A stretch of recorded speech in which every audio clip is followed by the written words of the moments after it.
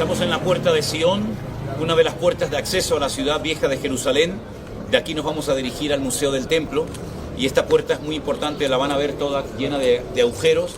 La han dejado así para recordar que por aquí en junio de 1967 entraron los soldados israelíes y conquistaron la ciudad después de casi 2000 años de estar en diferentes manos. Así es que es un lugar muy importante, Monte de Sion, Puerta de Sion, y vamos a entrar por ella para mostrarle todos los tesoros y las maravillas que estarán Dios mediante en el tercer templo de Jerusalén.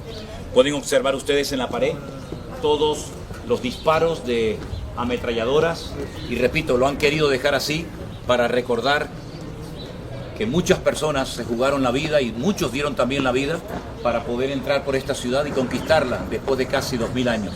Seguimos adelante con este tour en este día, hermanos. Puerta de Sion.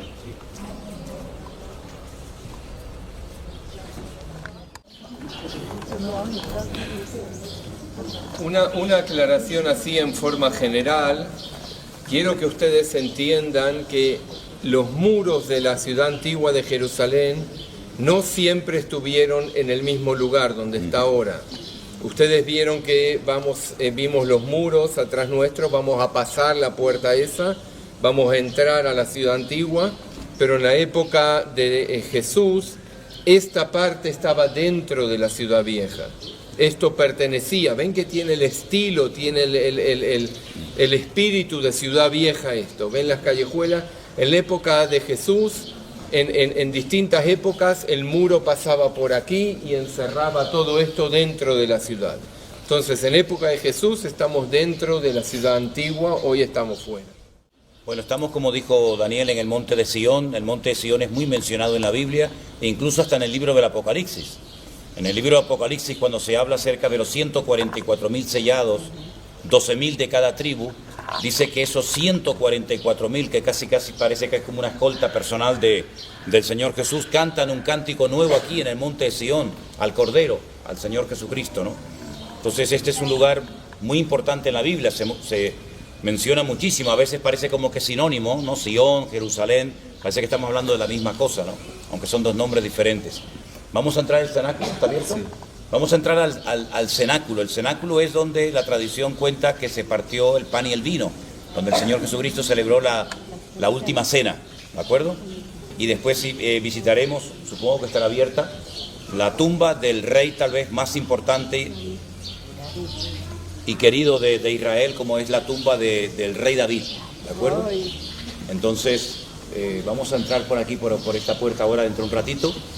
Y bueno, la Biblia hablaba del nuevo pacto, ¿se acuerdan? Dios había hecho un pacto, había hecho varios pactos, tanto con personas como con el pueblo de Israel, pero el profeta Jeremías anticipaba de que en los últimos días, cuando viniera el Mesías, se haría un nuevo pacto. Ese nuevo pacto se hizo aquí en el cenáculo, cuando él toma el pan y el vino, y él dice unas palabras que nunca nadie había pronunciado, y es lo que conocemos como la Santa Cena, ¿no? Cuando participamos del pan y del vino en las iglesias, una vez al mes, al año, cada semana, en fin, ya cada iglesia pone el tiempo cuando quiera, ¿no? Así que vamos a... Mira, es la primera vez que vengo a este lugar y no veo a nadie. Siempre está lleno de gente.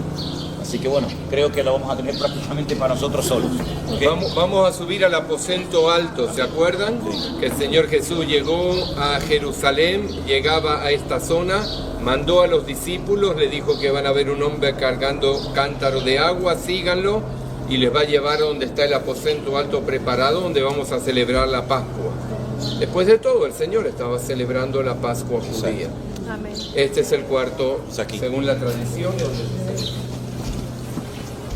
Está preparada ya para utilizarla en el templo, pero el que donó los millones de dólares que costó esto en oro, es oro puro, pidió como condición que esté abierta a todo el mundo, que esté expuesta en lugar público, no en el museo, donde hay que pagar, donde ustedes fueron no entra a todo el mundo, sino solo el que paga. Por eso esto está abierto a todo el público, es de oro puro. Ahora escúchenme los que me han preguntado sobre la menorá de 7 brazos y la de 9 brazos. La menorá del templo, la menorá son 6 brazos y uno en el medio. Sí, eso es lo que Dios ordenó que hacer para ponerlo en el templo, primero en el tabernáculo en el desierto y después en el templo. Luego, antes de la destrucción del segundo templo, aquí reinaron, antes de los romanos reinaron los griegos, y los griegos profanaron el templo. Nosotros nos hicimos una revolución contra los griegos, esos fueron los macabeos. Si usted escucha Maccabi, Macabeo, esa dinastía logró sacar a los griegos de aquí, y cuando limpiaron el templo, según la tradición, tuvieron que limpiar bien el templo, purificar todo, hacer aceite nuevo para encender las lámparas, y había solo un poquitito de aceite que alcanzaba para un día. Mientras que hicieron el aceite nuevo para las lámparas, que son unas mezclas de aceite, no es un aceite que usted compra, y sí son mezclas de aceite con incienso y cosas especiales. Dice la tradición que por milagro el poquito de aceite que duraba para un día, duró para 8 días. Y en 8 días terminaron el aceite nuevo y tuvieron aceite nuevo, entonces se prende 8 lámparas durante 8 días, cada día, un día la primera, el segundo día la segunda, el tercero la tercera, y se festeja la fiesta de la rededicación del templo. Entonces en esa fiesta dice Juan 10:22 que Jesús estaba en Jerusalén y era invierno y vino para la fiesta de la rededicación del templo. Juan 10:22 para los que anotan. Entonces en esa fiesta se usa la de 8 y 1 en el medio. Solo en esa fiesta la menorá clásica del templo y del tabernáculo es la de 6 y 1 en el medio, ¿ok? La otra se llama Hanukkah porque la fiesta se llama Hanukkah y esta se llama menorá, ¿ok? La otra con 8 y 1 en el medio se llama Hanukkah, esta se llama menorá.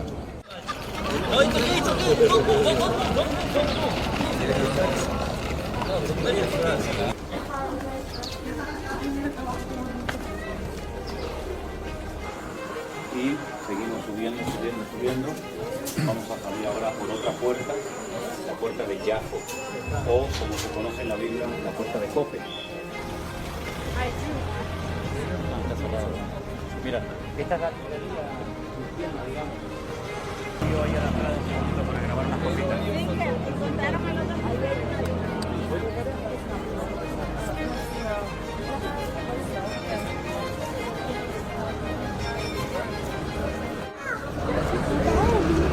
Queridos hermanos, el Señor Jesucristo dijo: es más fácil que un camello entre por el ojo de una aguja que un rico en el reino de los cielos. Cuando el Señor Jesucristo hablaba de la aguja, no se refería a la aguja de coser, sino a una puerta muy estrecha, muy bajita, que es esta que tengo aquí a mis espaldas, que la pueden comprobar.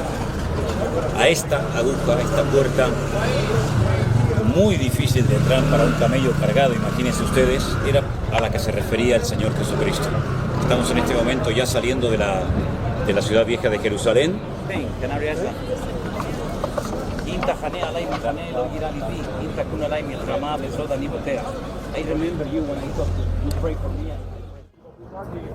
Los muros que vemos actualmente no son de la época de Jesús. Fueron mandados a construir por Suleimán el Magnífico. Son del 1500 y pico, es decir, del siglo XVI. Imagínense qué belleza de ciudad, toda amurallada, los muros recién estrenados, limpios, nuevos, bonitos. Bueno, nos cuentan que aquí detrás, a mis espaldas, están los arquitectos, los que hicieron estos muros. Como premio les cortaron la cabeza para que no le contaran al enemigo, para que no le contaran absolutamente a nadie los secretos que tienen estos muros, la cantidad de túneles subterráneos, etc. Así que aquí a mis espaldas están las tumbas de los dos que decapitaron, que fueron los que hicieron estas murallas. Este fue el premio que les dieron.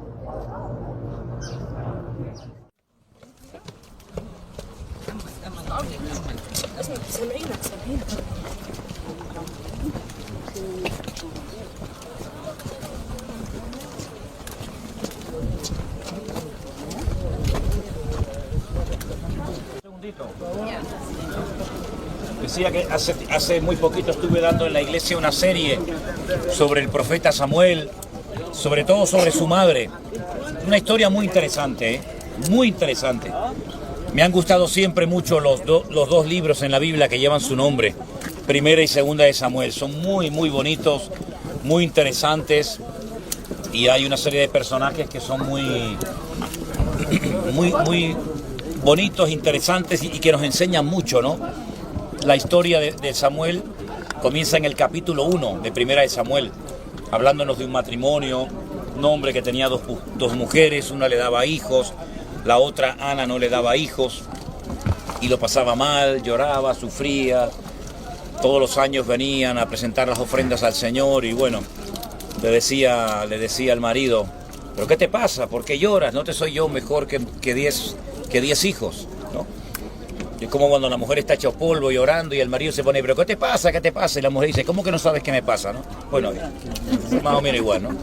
Entonces, Ana dice que un año ya se hartó y dice se levantó, como dijo, basta, ya no voy a seguir más con esta historia. Comenzó a orar, derramó su alma delante de Dios y para colmo el sacerdote Elí, que tenía menos discernimiento que un mosquito, el pobre hombre, la tomó por ebria, le dijo, digiere tu vino. Ella dijo, yo no estoy ebria, yo soy una mujer que tiene dolor en el alma, estoy derramando mi alma, mi petición delante del Señor, quiero que Dios me dé un hijo y si me concede mi petición, lo dedicaré al Señor todos los días de su vida. Tremendo, ¿no? Y dice la Biblia, se levantó y no estuvo más triste. Superó su depresión, su desánimo, su tristeza, quedó embarazada y después de unos años, cuando ya el niño fue destetado, ahí viene lo importante. Ella le había hecho una promesa al Señor. La Biblia que dice, mejor no prometas que prometer y no cumplir. Ella le había prometido al Señor que si era un hijo varón se lo dedicaría al Señor todos los días de su vida. Ahora, en aquel momento, el sacerdocio que estaba en manos del sacerdote Elí y de sus dos hijos, Ofni y Fines, eran corruptos, era un sacerdocio terrible. El ejemplo que estaban dando a la nación era pésimo. Pero a pesar de ello, Ana no dijo, bueno, yo voy a esperar un tiempo a que cambie, a que haya una renovación en el sacerdocio, sino ella cumplió su palabra, lo trajo, lo encomendó al Señor y en medio de un sacerdocio, de un tiempo de tanta corrupción espiritual, ¿verdad? Dice la Biblia que el Señor clavó sus ojos en ese niño, no dejaba caer a tierra ni una sola palabra del Señor y ese niño se levantó como un tremendo hombre de Dios que por espacio de 40 años estuvo gobernando al pueblo de Israel. Algunos lo consideran el último juez, algunos dicen no, fue Sansón, otros consideran que fue Samuel. Bueno, sea como sea, fue un hombre muy importante en la historia del pueblo de Israel, el sacerdocio que...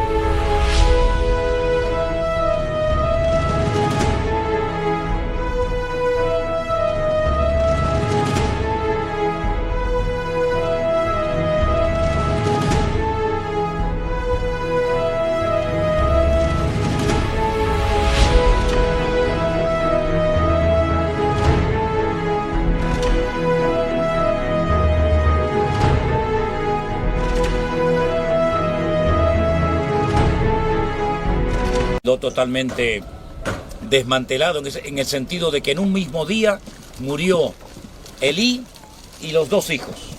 Dice que cuando se enteraron de que el arca fue raptada por los filisteos, cayó hacia atrás, se enuncó y se mató, se murió. Y entonces Samuel toma el protagonismo, se convierte en un juez, se convierte en un punto de referencia para toda la nación. A muy temprana edad el Señor lo llamó durante la noche, ¿se acuerdan? Que oía la voz, Samuel, Samuel, y él salía corriendo a la habitación del sacerdote Elí y le decía, ¿me has llamado? Y decía, no hijo, yo no te he llamado, vete y acuéstate, ¿no? Y así una, dos, dice, si la próxima vez vuelves a oír tu nombre, Samuel, Samuel. Pocas veces Dios ha llamado en la Biblia a un hombre 2 veces por su nombre. Es una tarea que les pongo. Miren a cuántas personas el Señor llamó y le dijo Samuel, Samuel, o le repitió 2 veces su nombre. Eso es algo muy importante. En el caso de Samuel fue así. Él respondió, heme aquí. Recibió una palabra profética, un mensaje durísimo, durísimo, que se lo transmitió al día siguiente al sacerdote Elí. Y bueno, cuando ya era mayor, pues él había puesto a sus hijos como jueces en Israel, dieron un pésimo testimonio, y los ancianos del país vinieron y le dijeron: nómbranos a un rey, queremos ser como los demás, queremos tener un rey de carne y hueso, queremos tener un rey que nos presida, nos dirija, nos gobierne. Bueno, Saúl fue un juguete roto, funcionó un tiempo, pero al final lo que no es de Dios no sale bien. Puede ser que durante un tiempo diga: no, me va bien. Lo que no es de Dios, hay un refrán en España, me imagino que todos ustedes lo conocen, que dice que lo que empieza mal termina mal. Y más si no tienes la bendición de Dios en tu vida, puede ser que un tiempo, jiji, jaja, mucha cosa, pero tarde o temprano la vida te va a pasar factura. Y fíjense qué curioso, que lo que él vio de mal ejemplo en en Elí, en sus hijos, al final él repite el mismo mal ejemplo en la vida de sus hijos. Saúl reinó durante un tiempo, el pueblo no recobró esa espiritualidad, ese fervor que después con David lo haría. Nunca, me llama la atención que Saúl nunca preguntó dónde está el arca de Dios, nunca se interesó por buscar de Dios. Era una persona que no era una persona espiritual, físicamente era imponente, dice que el hombre era más alto que cualquier habitante de Israel, pero era grande delante de los hombres, pero pequeño delante de Dios. David, por el contrario, tal vez no era tan grande delante de los hombres, pero era un gigante espiritual delante del Señor. Y el futuro de este país pasó por David, no pasó después por Jonatán y por su descendencia, ¿no? Así que estamos en un lugar muy importante, porque no solamente está enterrado Samuel aquí, sino que aquí era donde la gente venía a ser aconsejada, a ser dirigida por este hombre de Dios, que realmente a mí me impresiona mucho el ejemplo que dio, pero para mí cometió un grave error, no dejó descendencia espiritual, ¿verdad? Yo hace poco le predicaba a los pastores en Italia, me invitaron a predicarles un día y les hice 2 preguntas. ¿Dónde tienes puesto tu púlpito? ¿Desde dónde predicas? ¿Predicas desde el monte de la Transfiguración con sus aplicaciones? ¿Predicas desde el monte Sinaí? ¿Predicas desde el Calvario? ¿Desde dónde predicas? ¿Dónde está basado tu ministerio? La segunda pregunta es: ¿ya es preparado tu heredero? Cuando tú faltes, ¿quién va a quedarse con todo esto? Esa es la gran tragedia de muchos pastores, que mueren, como muchos pastores lamentablemente han muerto en esta pandemia, y las iglesias han cerrado, no tienen heredero. Entonces tenemos que tener hijos espirituales, tenemos que tener alguien que, si yo falto en este momento, la obra siga adelante y aún mejor. Esa es la mayor responsabilidad de un siervo de Dios: preparar obreros, reproducirte. La oveja pare oveja, los pastores paren pastores. Si no es así, se corta la línea, ¿verdad? Y al final, pues, la obra se pierde, ¿no? Entonces, ese fue para mí uno de los errores de Samuel. Él quería forzar a que sus hijos fueran, pero vamos a ver, la relación con nuestro Dios es personal. El padre puede ser un gran varón de Dios y los hijos un desastre, o viceversa, como a veces se ve que el padre era un desastre y los hijos eran muy espirituales. Entonces, ¿qué estamos reproduciendo? La Biblia nos enseña, y para mí esto es de vital importancia, y ya les dejo para ir a ver esto, que nosotros nos reproducimos, o mejor dicho, transmitimos nuestra parte espiritual. Dice la Biblia que cuando Jetro asesoró, aconsejó a Moisés y le dijo: mira, tú no vas a aguantar más, tú no puedes atender a todo el mundo, tú tienes que delegar, tienes que preparar gente que te ayude. Dice que se fueron al tabernáculo de reunión y allí tomó Dios del espíritu de Moisés y se lo puso a sus 70 colaboradores, ¿verdad? El Señor Jesucristo le dijo: cuando vayáis a una ciudad o a una casa, si os reciben, vuestra paz será sobre esa casa. Transmitimos no solo nuestra genética a nuestros hijos, sino transmitimos nuestra parte espiritual, ¿verdad? Y eso es muy importante. ¿Qué estás transmitiendo? ¿Qué transmite tu vida espiritualmente hablando? Entonces, Saúl, ¿qué va a transmitir si era una persona carnal? Dios hasta le dijo a Samuel: no ores más por él, no ores más por él, yo lo he desechado, no me sirve. Estoy buscando, ya lo había encontrado, un hombre conforme a mi corazón, un hombre obediente, un hombre fiel, un hombre que le diga: vas y va, y te callas y te callas, y te levantas, te levanta. Saúl siempre justificándose. Llega del campamento de batalla, le dicen: no cojas nada, todo está bajo maldición. Llega Samuel y le dice: ¿y estas ovejas y todo esto qué es? Dice: no, el pueblo. ¿Cómo que el pueblo? El pueblo hace lo que tú le permites que haga, ¿verdad? Siempre justificándose, siempre justificando. Para mí, Saúl, yo lo llamo el juguete roto. Fue un juguete roto. Empezó muy lindo y al final el juguete terminó siendo un auténtico desastre. ¿Qué dice la Biblia? ¿La gente a dónde se iba? A la cueva de Adulán, enlutados, hechos polvo, deprimidos, llenos de deuda. Pero cuando salieron de la cueva de Adulán con David, ¿cómo salieron? Como leones. Cambiaron el rumbo de la historia. ¿Por qué? Porque estaban al lado de un hombre espiritual. Y la carnalidad se transmite y la espiritualidad también. Así que vamos a ver a un hombre espiritual, pero que no tuvo herederos. Vamos ahí a ese lugar tan bonito, a ver si podemos subir desde arriba, que hay una vista muy linda, ¿sí?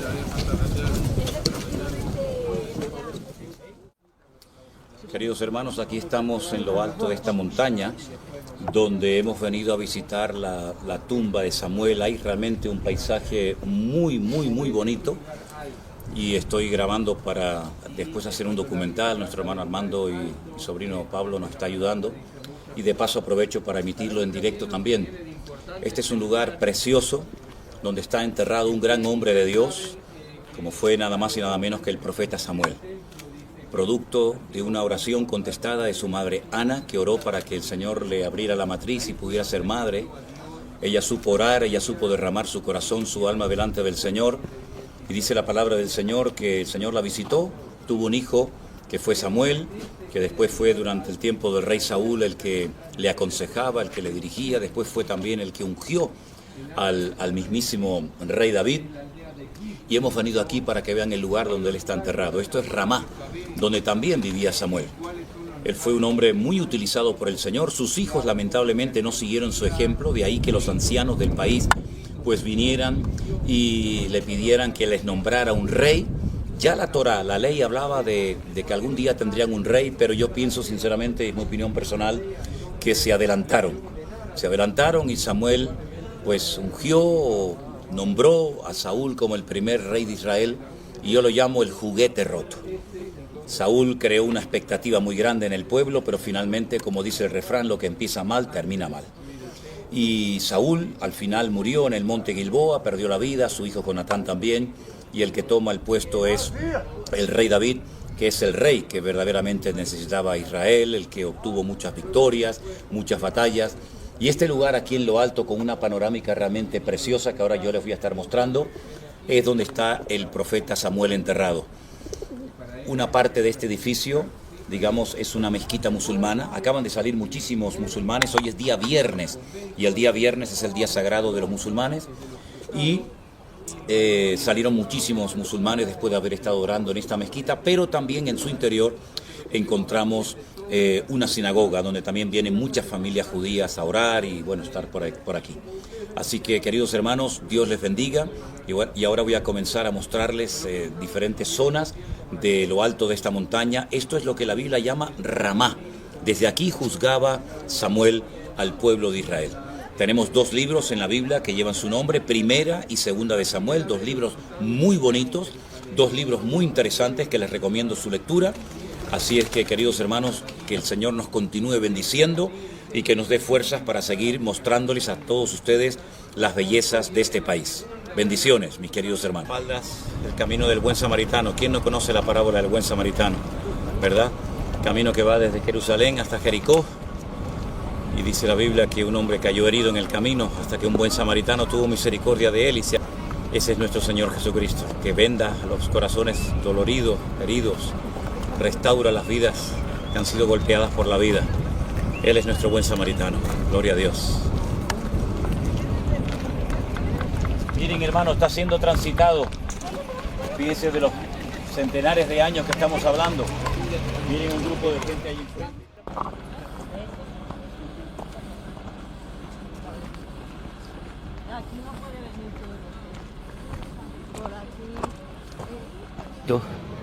Un monasterio griego donde está la famosa cueva de Elías, ¿sí?